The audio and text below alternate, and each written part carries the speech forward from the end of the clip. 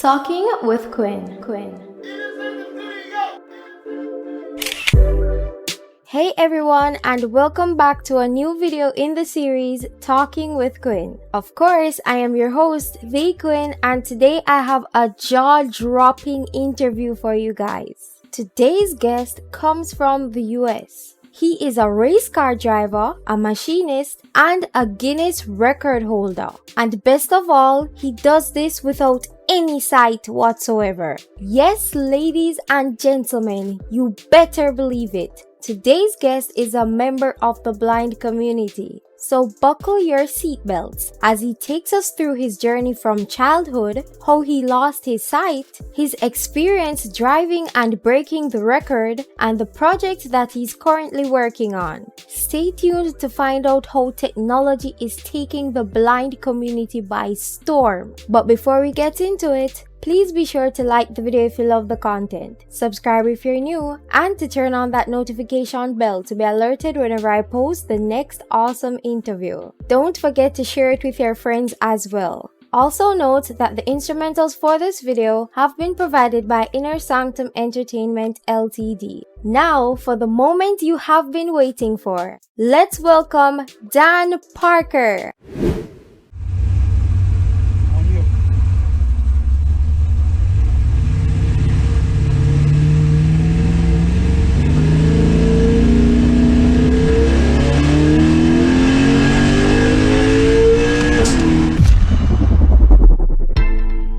Alright, so we are here with none other than Dan Parker, aka the Blind Machinist. Now, I have so many questions that I want to ask you. But first of all, everybody must be wondering, who is this Dan Parker? Who are you? Well, I'm a second generation race car driver and world champion drag racer. In 2005, I was the American Drag Racing League Pro Nitrous World Champion.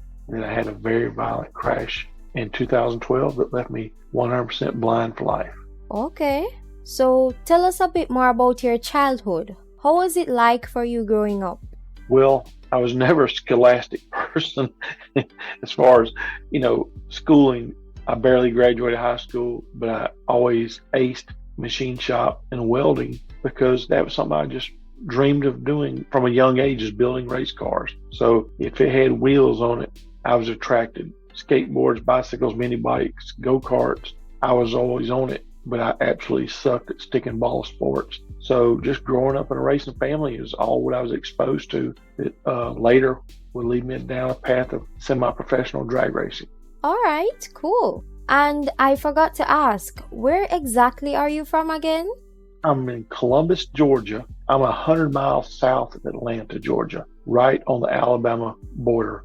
Okay, so you spoke a little bit about where your racing journey began, and you also spoke about how you lost your sight. But I want you to expand on that a little bit. How did you react after that accident? How did you take it?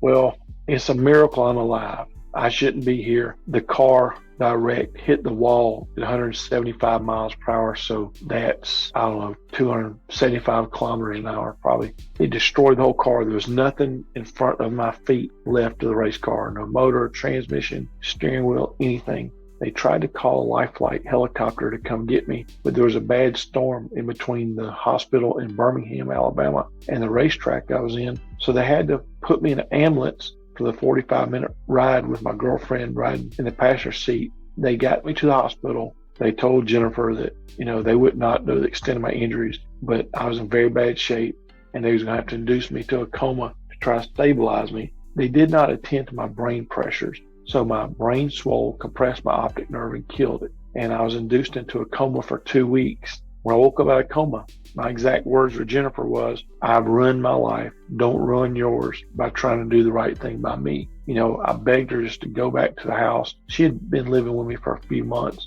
and just get whatever she wanted to get. It didn't matter to me because deep down I knew I would commit suicide. And, so I wanted her to have whatever she wanted there. But after 6 months of deep depression, I had a dream one night that I could race again and that I would build a motorcycle and become the first blind man to race the Bonneville Salt Flats. And so that dream saved my life. It gave me a purpose. It gave me a reason to get up out of bed every morning. It gave me a reason to learn technology on my iPhone, to network and call my racing friends and family. And just that one dream was just such a pivoting moment in my life that literally saved my life. Oh wow, that story brought tears to my eyes. I'm telling you. I'm literally crying. Oh. Oh my God. So I started building my motorcycle, and I had no idea how long it would take. I thought it'd take 3 or 4 or 5 years. And the racing community was just amazing, reaching out, donating time, money, parts, because we were flat broke. I lost my business. I pretty much lost everything. In August of 2013, with the help of the National Federation of the Blind, I became the first blind man to race the Bonneville Salt Flats with a speed of 55.331 miles per hour. I returned in 2014 and set my official FIM class record with no exemptions for blindness. Is still to date, I'm the only blind man in the world that's ever raced with no human assistance. I have a custom guidance system built by a friend of mine at Boeing Phantom Works that gives me audible feedback, so I know how to correct my steering. And so my official record is 62.05 miles per hour. And that, solidified that I was back in the racing seat. It was a little different. I wasn't going super fast, but I was racing again. And it's opened so many opportunities for me, so many doors. And it's been rewarding. And the biggest, reward of all of it is shows like yours today, to share the story, to let people know that blindness does not have to stop us, and that we can, adapt so much in life. And I tell everybody, if I can race a motorcycle at Bonneville, anything is possible. I'm telling you, there are so many things out there that we can do, and the world just practically puts their foot on our necks. All they say is, oh, he's blind or she's blind and they can't do this and they can't do that. But there are so many things out there that we can do, even better than persons who are seeing. Because look at you, you have persons out there who can't even drive, and you are a blind race car driver. When I said it to some of my friends, they said, you're kidding me, there's no way. They said there is no way. But I said yes, and I'm gonna prove it to you when I interview him. I tell people to distance yourself from the doubters and surround yourself with the supporters. And that's huge in life. I had my best friend and some other people would go around town and tell everybody all I wanted was attention, and, would not help me build the motorcycle. And some of my own family was very harsh about it. And so that would be an understatement. And so, but I put on my blinders, kept working, kept my nose down to the grind, and kept working, and just didn't pay attention to the doubters. That hurt me deep down, but I knew I had a vision and I had a purpose that was given to me, and that I would complete it. And so about 2015, I started teaching machine shop at a local school as a part-time parapro. And one of the projects that I came up with for the students was to machine the parts to make an aluminum ink pen.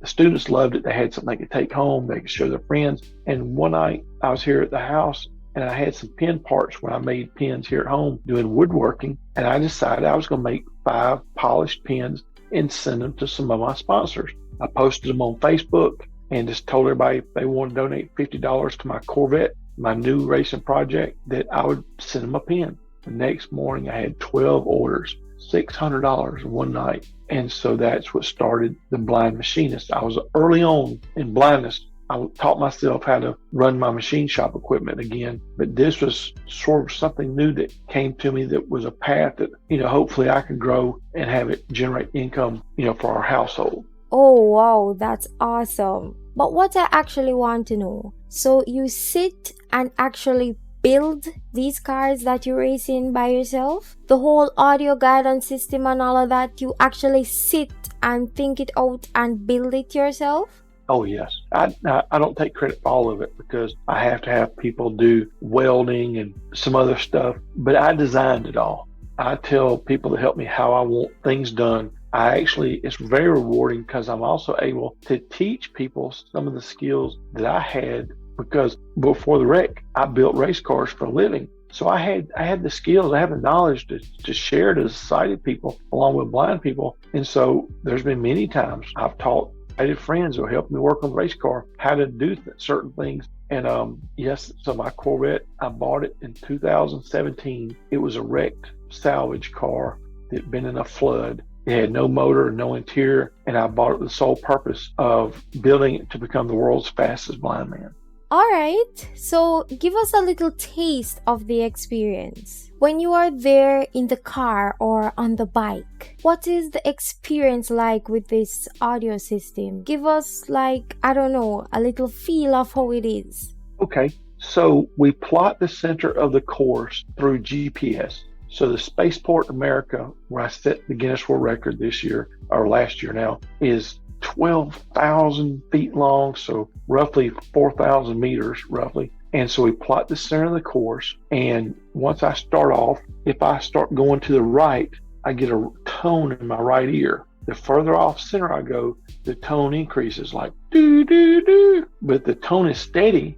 Now I know I'm going parallel and straight. I just might be a little right or a little left, which is okay, to a certain extent. If I go 20 feet right or left, the computer automatically shuts down the car for safety. When I approach the finish line, it'll call out parachute. So I'll deploy the parachutes by pulling a paddle switch on my left side of my steering wheel. And once I go to the finish line, it's about the time I'll feel the parachutes tug, start to pull me down. Then I'll let off the gas and start applying the brake. It's an extreme exercise in concentration because I have molded earbuds in my ears. I can't hear anything outside my earbuds, basically. So all I'm doing is relying on that guidance system.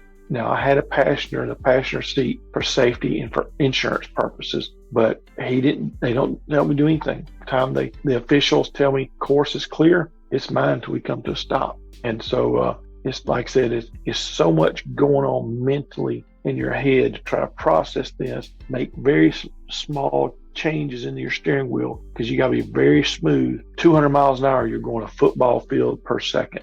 Yeah, so it's 100 yards. So you're basically going 100 meters per second at 200 miles per hour. So I have an amazing team. They're all volunteers from all across America.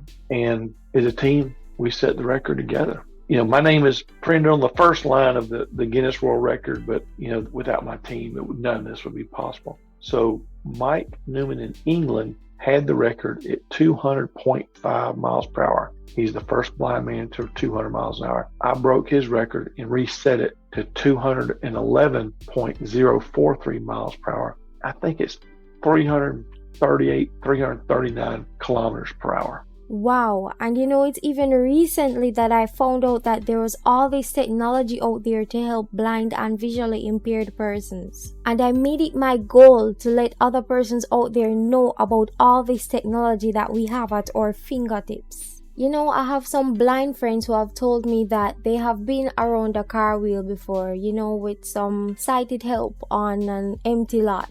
But when my mother told me about this video that she saw with you actually breaking the record last year, my mouth literally fell open. I was like, you're joking. And I went on YouTube and found the video and I was like, this guy is amazing.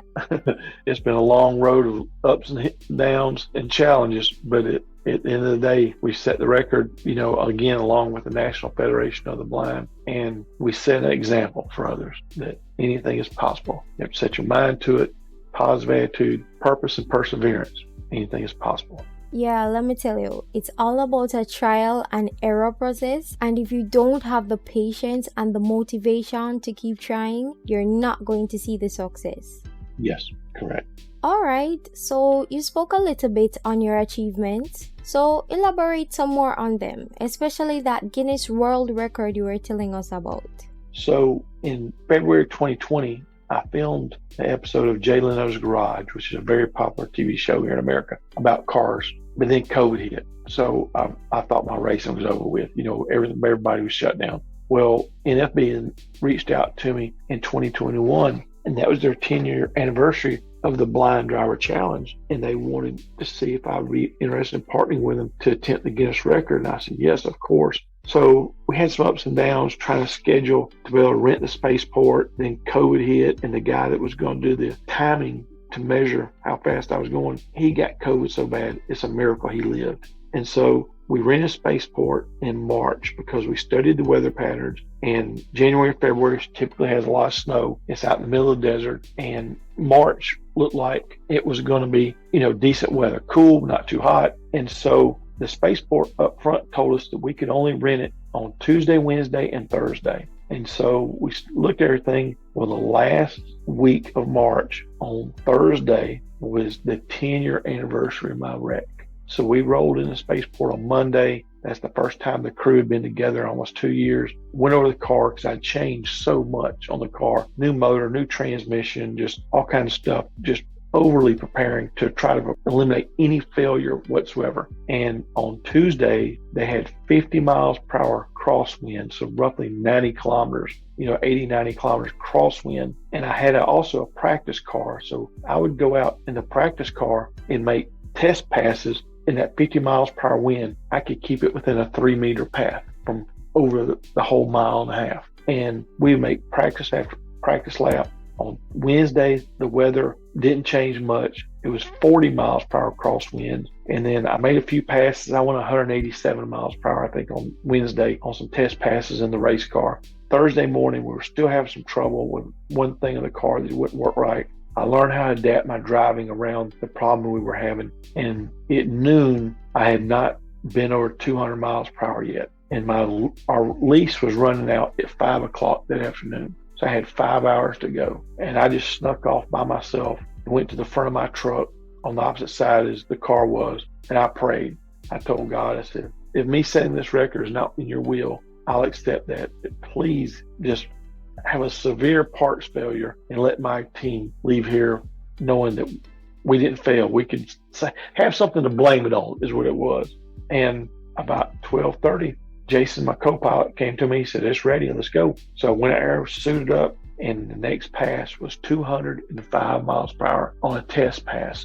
And the Guinness official told me he would take that one as my primary run because to set the Guinness record, you have to go one direction, and within 1 hour, you have to turn your car around, prepare it, and go the opposite direction. So if the wind helps you one way, it hurts you the other way, and it averages out. And so I told him I did not want to claim it, that I felt some adjustments need to be made to the car. We brought it back to the pits. I told the team what shock adjustments, a few things I wanted to change. Me and Jason worked on the steering to try to make it a little bit better, sensitive for me to feel. And we went out there at about 3:15, and at, I think roughly 3:30, I made my first pass of 210 miles per hour. The crew turned around the car. They had some problems, a few things, got it going. And on my return run was 212 miles per hour. They gave me a 2A average of 211.043. And that was exactly 10 years to the date of my wreck.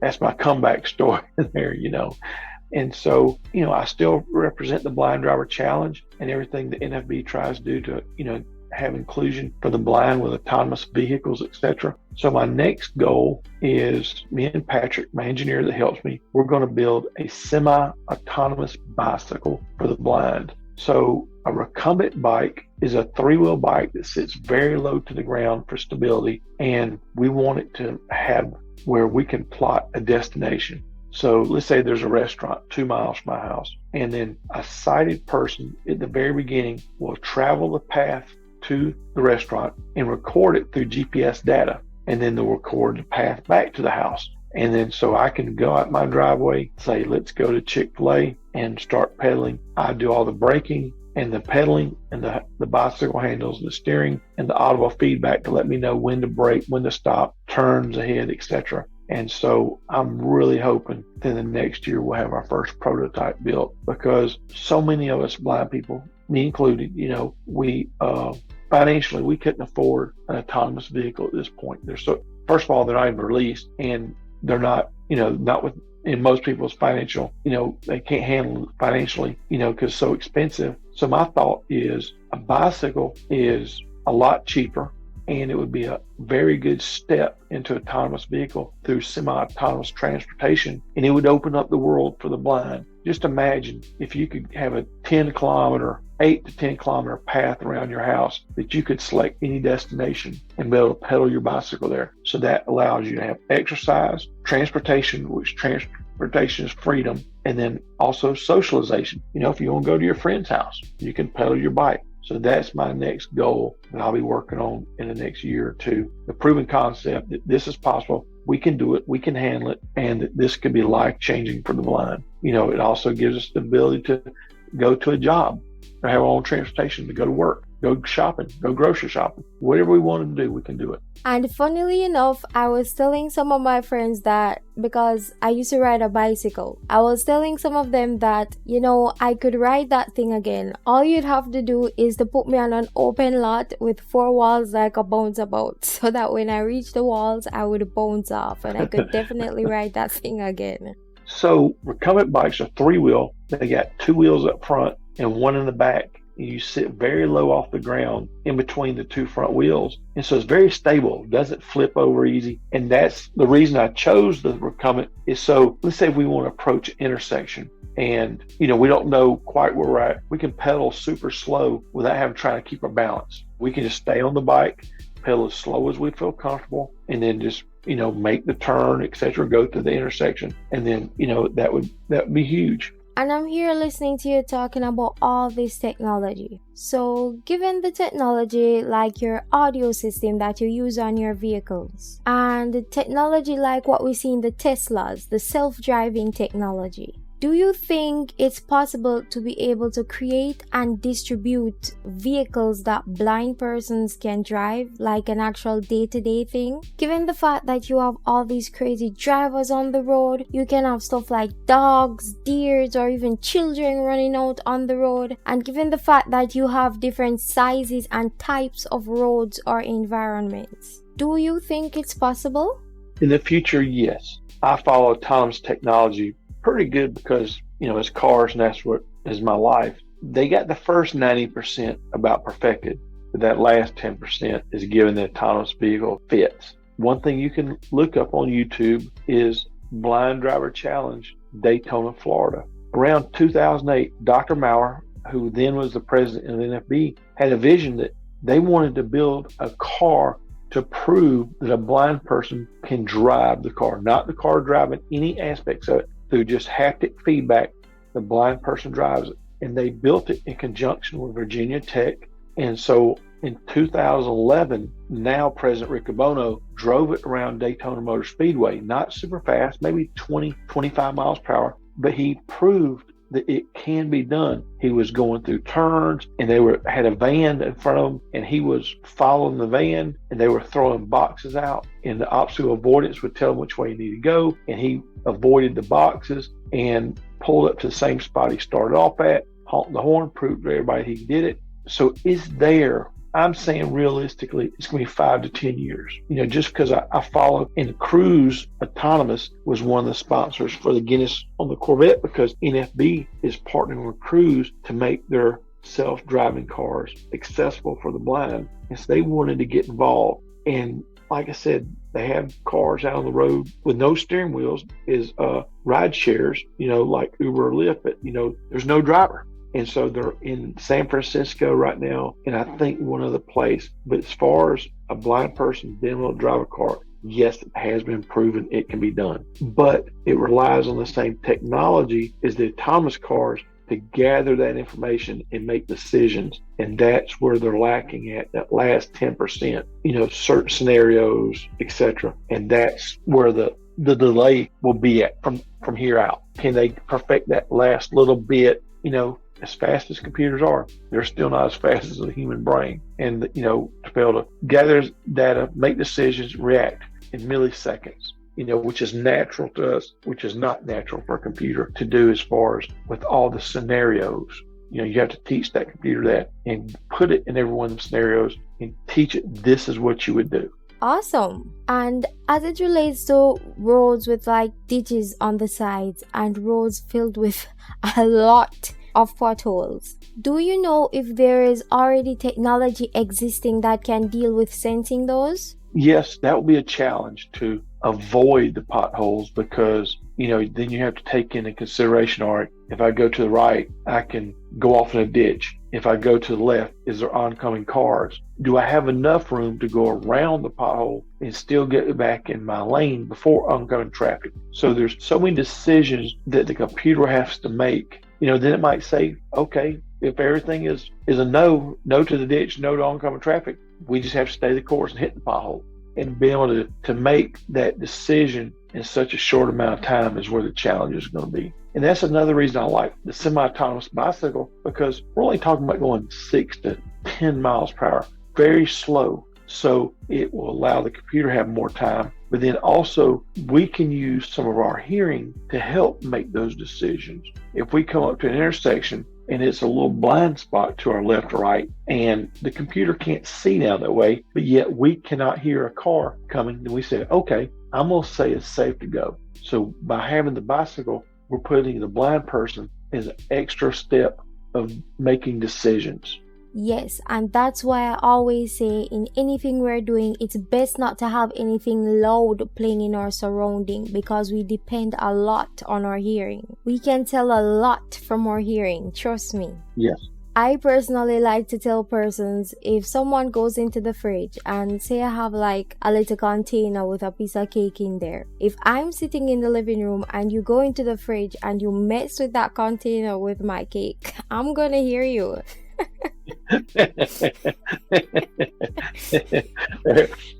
That's right. I wear these jawbone conducting earphones, and I love them because they let my ears open so I can still hear everything going around me, but yet the sound comes in so clear. Nice. All right. So is there anything that you want to say to the persons listening to this interview right now? Do you have any advice for them, especially for the blind and visually impaired persons out there? It's the same thing I'll repeat it from earlier. Distance yourself from the doubters and surround yourself with your supporters. That's so key, whether it's early person trying to adjust to blindness, someone going to college, or someone trying to get a job. Having a little support goes so far. It helps so much. And that's my biggest advice I tell people. I have the 3 P's with purpose, passion, and perseverance. Anything is possible. And so we just have to sort of stay focused and keep your head down, and don't let the doubters distract you from your goals. Awesome. And just so that persons can stay up to date with you and your team, and to see what things you guys have coming up, the new projects you are working on, what are your various social media and the different platforms that persons can find you on? So the best is generally on Facebook. I have 2 pages, Tragedy to Triumph Racing and The Blind Machinist. And then I have my website, theblindmachinist.com, where I sell my pens at. So, those 3 things there are the best way. I generally try to update the website and, share things that I've done, or maybe things I'm trying to create, or stuff I'm working in the shop. I was working in the shop for about 4 or 5 hours this morning, on my machine shop equipment, machining parts. And so, it's just natural to me, working by myself, listening to my music, and didn't even have to waste the money to turn on the lights. All right, so all of Dan's social media will be provided down below in the description so you guys can have access to them. But before we go, I have 2 bonus questions for you. First of all, what is your favorite movie? The World's Fastest Indian. It's a very good movie based on a true story that a man in New Zealand built a motorcycle in the 60s and came to the United States to set a record, and he did everything himself. He made his own pistons, his own mechanic, and he basically worked on his motorcycle 365 days a year. Anthony Hopkins was the actor that portrayed Burt Monroe, and so that's a legendary movie that, all car people just are amazed at, because it is based on a true story. Nice. Okay. So what is your favorite type of car? Oh, I have so many. I love a Porsche 911 and a Porsche 356 Speedster. But then I have, muscle cars, 65 Chevelle from here in America. And so probably the Porsches and the 65 Chevelle is my favorite. I wanted to build my land speed car out of a 65 Chevelle, but I could not find one that was in decent shape for my budget, so it would not have been near as aerodynamic. I would have to make more horsepower to go the same speed. So I ended up with the right car. All right, so I know I said 2, but there is one that just came to my mind. Other than working on your car, doing your mechanic stuff and racing these vehicles, what else do you love to do in your spare time? There is no spare time. That's it. Between working on the car, the truck, the trailer, and my blind machinist work where I'm making sell my pens, that keeps me pretty occupied. That's all I've ever done my whole life is work, and those are the things I enjoy. So that's just who I am. Awesome. It was lovely speaking to you. It has been a long time coming ever since I listened to that video with you breaking the record. It has been my point of duty to find some way to contact you to get this interview done. Thank you for agreeing to come on the show today. And you can tell everyone bye as we end off the show. Goodbye, everybody, and thank you so much for listening to this episode. I hope you take away some positivity and go for your dreams. Well, that is it, guys, for this episode of Talking with Quinn. I hope you enjoyed today's interview as much as I did. If you did and you feel inspired, please be sure to leave a like on the video, subscribe if you're new, and to share it with others. Also, remember that all of Dan's information will be provided down below in the description. Thanks again for watching, and I'll see you next time.